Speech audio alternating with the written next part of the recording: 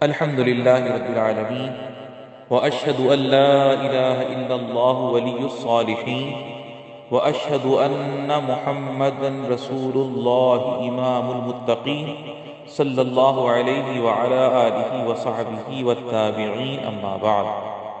محترم بھائیوں، عشرہ ذی الحجہ کے دروس میں سے آج 10واں درس آپ احباب کے سامنے میں بیان کروں گا۔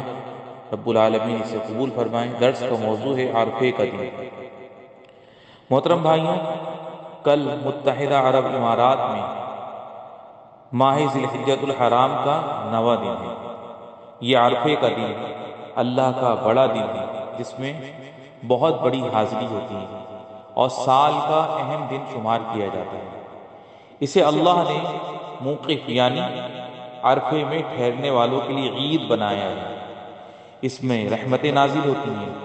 اللہ تعالیٰ عرفے والوں پر آسمان والوں کے درمیان فخر کرتا ہے۔ اس میں گناہ اور لغزشیں معاف کر دی جاتی ہیں۔ اس دن خوب آنسو بہائے جاتے ہیں اور دعائیں قبول کی جاتی ہیں۔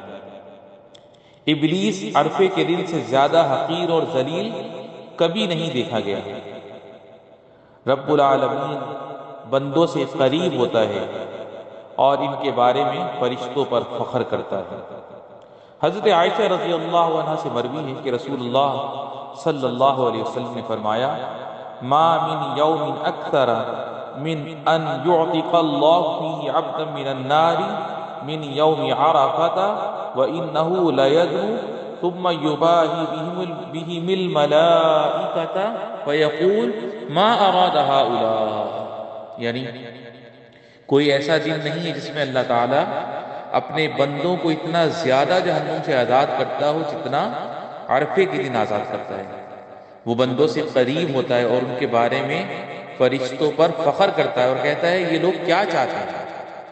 ایک روایت میں کہ اللہ کے رسول صلی اللہ علیہ وسلم نے عرفے میں ٹھہرنے کا اجر بیان کرتے ہوئے فرمایا: وَأَمَّا وُقُوفُكَ بِعَرَفَةَ فَإِنَّ اللَّهَ عَزَّ وَجَلَّ ينزل إلى السماء الدنيا فيباهي بهم الملائكة فيقول هؤلاء عبادي جاءوني شعثا غبرا من كل فج عميق يرجون رحمتي ويخافون عذابي ولم يروني فكيف لو رأوني فلو كان عليك مثل رمل عالج أو مثل أيام الدنيا أو مثل قطر السماء ذنوبا غسلها اللہ عنك، یعنی تمہارے عرفے میں ٹھہرنے کی بات یہ ہے کہ اللہ عز و جل آسمان دنیا پر اترتا ہے اور ان کے بارے میں فرشتوں پر فخر کرتا ہے۔ فرماتا ہے یہ میرے بندے ہیں جو ہر لمبے کشادہ اور گہرے راستے سے میرے پاس آئے ہیں،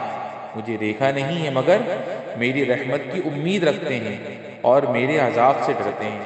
ان کا کیا حال ہوتا اگر یہ مجھ کو دیکھ لیتے۔ اگر تمہارے اوپر ریت کے ڈھیر کے برابر یا دنیا کے دنوں کے برابر یا بارش کے قطروں کے برابر گناہ ہوں گے تو اللہ تعالیٰ انہیں تم سے دھو دے گا۔ سبحان اللہ۔ نمازی بھائیوں، جمعے کے دن 9 ذی الحجہ سن 10 ہجری کو زوال کے بعد نبی کریم صلی اللہ علیہ وسلم عرفے میں ٹھہرے۔ سورج ڈوبنے تک آپ صلی اللہ علیہ وسلم برابر ٹھہرے رہے اور دعائیں کرتے رہے۔ سورج ڈوبنے کے ساتھ ہی جبرائیل علیہ السلام آپ صلی اللہ علیہ وسلم پر وحی لے کر اترے تو آپ صلی اللہ علیہ وسلم نے حضرت بلال سے فرمایا: یا بلال انصت للناس، اے بلال میرے لیے لوگوں کو چپ کرواؤ۔ پھر بلال کھڑے ہوئے اور کہا: لوگوں، اللہ کے رسول صلی اللہ علیہ وسلم کے لیے چپ ہو جاؤ۔ تو لوگ چپ ہو گئے۔ پھر آپ صلی اللہ علیہ وسلم نے فرمایا: معشر الناس، اتانی جبرائیل علیہ السلام آنفا فاقرأنی من ربی السلام وقال ان اللہ عز وجل غفر لأہل عرفات وأہل المشعر ودمین عنہم التبعات، یعنی میرے پاس ابھی جبرائیل آئے اور مجھے میرے رب کا سلام کہا اور مزید بتایا کہ اللہ عز و جل نے عرفات اور مشعر یعنی مزدلفہ میں قیام کرنے والوں کی مغفرت کر دی اور ان کی ذمہ داریوں میں کوتاہی کو معاف کر دیا ہے۔ تو حضرت عمر بن خطاب رضی اللہ عنہ کھڑے ہوئے پھر کہا: اے اللہ کے رسول صلی اللہ علیہ وسلم، کیا یہ ہمارے لیے خاص ہے؟ تو آپ صلی اللہ علیہ وسلم نے فرمایا یہ تمہارے لیے ہے اور تمہارے بعد قیامت تک آنے والے لوگوں کے لیے ہے۔ اس پر حضرت عمر بن خطاب رضی اللہ عنہ نے فرمایا اللہ کی بھلائی بہت زیادہ اور بہت بہتر ہے۔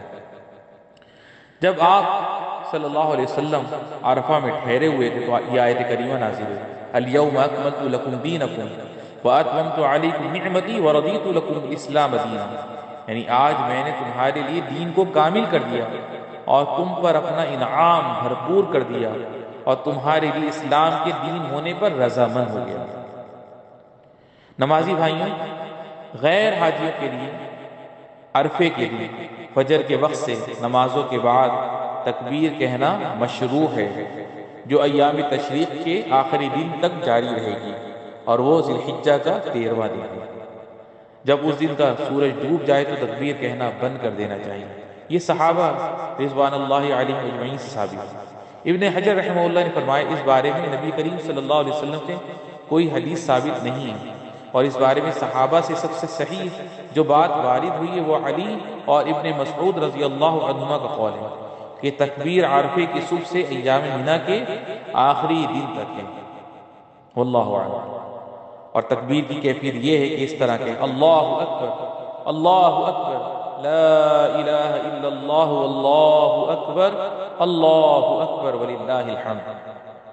صحابہ سے اس تکبیر کی دوسری کیفیتیں بھی وارد ہوئی ہیں جن سے اس معاملے میں وسعت کا پتہ چلتا ہے۔ غیر حاجیوں کے لیے عرفے کا روزہ مشروع ہے، اور اس میں 2 سالوں کے گناہوں کی بخشش ہو جاتی ہے۔ سبحان اللہ۔ اس دن یعنی اس بڑے دن میں بہت زیادہ دعائیں کرنا مستحب ہے۔ چنانچہ عمر بن شعیب عن جدہ سے مروی ہے کہ نبی کریم صلی اللہ علیہ وسلم نے فرمایا خیر الدعاء دعاء یوم عرفہ وخیر ما قلت انا والنبیون من قبلی لا الہ الا اللہ وحدہ لا شریک لہ لہ الملک ولہ الحمد وہو علی کل شیء قدیر، یعنی سب سے بہتر دعا عرفے کی دعا ہے۔ میں نے اور مجھ سے پہلے انبیاء کرام علیہ السلام نے سب سے بہتر جو بات کہی ہے وہ ہے لا الہ الا اللہ وحدہ لا شریک لہ لہ الملک ولہ الحمد وہو علی کل شیء قدیر، یعنی اللہ کے سوا کوئی عبادت کے لائق نہیں ہے، وہ اکیلا ہے، اس کا کوئی شریک نہیں، اسی کے لیے بادشاہت اور اسی کے لیے تعریف ہے، اور وہ ہر چیز پر قادر ہے۔ یا اللہ اپنی اطاعت پر ہماری مدد فرما، اپنی مرضی کی ہمیں توفیق عطا فرما، اور اپنی رحمت میں ہمیں داخل فرما۔ اللہ رب العالمین ہمیں اس عشرہ ذی الحجہ کی قدر کی توفیق نصیب فرما، یوم عرفہ میں زیادہ سے زیادہ عبادات کرنے اور یوم عرفہ کا روزہ رکھنے کی توفیق نصیب فرما، والحمد للہ رب العالمین۔